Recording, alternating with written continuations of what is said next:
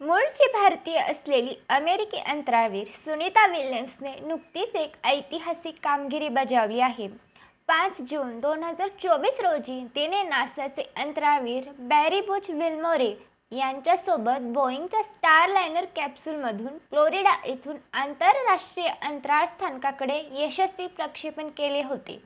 या मिशनचे नाव Boeing crew flight test CFT आहे, ज्याचा उद्देश स्टारलायनरला नियमित क्रू उड्डाणांसाठी प्रमाणित करणे आहे आणि तिथून अंतराळवीर नेण्याचे दुसरे खाजगी अंतराळयान बनेल.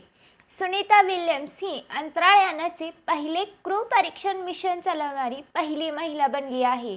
तिने यापूर्वी 2 स्पेस शटल मिशन केले असून अंतराळात एकूण 322 दिवस घालवले आहेत.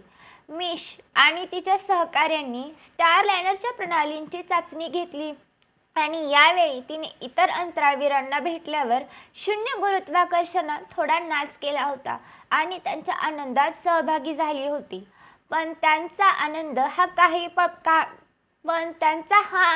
काही काळापुरताच आहे हे त्यांना माहीत नव्हतं. इकडे नासा त्यांची ॲक्टिव्हिटी आणि स्पेसक्राफ्टवर लक्ष ठेवून होते, पण नासाला ज्या गोष्टींची भीती होती तीच गोष्ट घडली आहे. स्टारलायनर अंतराळयानामध्ये हेलियम गळती आणि थ्रस्टरच्या कार्यप्रणालींमध्ये समस्या आढळल्या आहेत.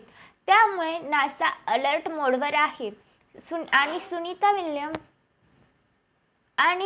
विल्यम आणि त्यांचे सहकारी बुच विल्मोर यांचा पृथ्वीवर लँडिंग योग्य प्रकारे व्हावे यासाठी नासा रात्रंदिवस काम करत आहे व सर्व प्रकारचे पर्याय वापरून बघत आहेत. सुनीता विल्यम्स आणि त्यांचे सहकारी बुच विल्मोर यांचे पृथ्वीवर लँडिंग सक्सेसफुल होण्यासाठी नासा सर्व प्रकारची काळजी घेत आहे. या तांत्रिक समस्यांमुळे नासाने विल्यम्स आणि विल्मोर यांचे पृथ्वीवर परतणे पुढे ढकलले आहे.